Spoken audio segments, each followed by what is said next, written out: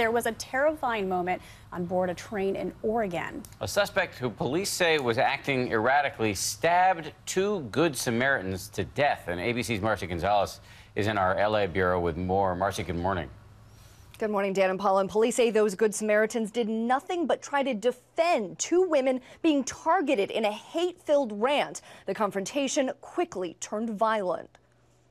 They're responding to a stabbing at the transit station Hollywood. This morning, two people are dead and one injured after a stabbing on a Portland, Oregon train Friday that police say may have been religiously motivated. One was stabbed in the neck and the other in the stomach.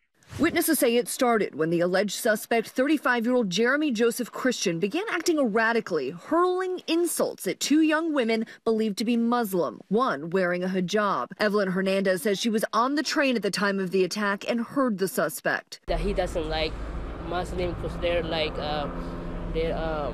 criminals. Several commuters stepping in, trying to calm Christian down. That's when witnesses say he attacked, stabbing three of the Good Samaritans. One dying at the scene, a second victim pronounced dead at the hospital. The alleged killer getting away, police catching up with him a few blocks from the station. North has one at gunpoint. He's refusing to drop the knife. That confrontation caught on camera.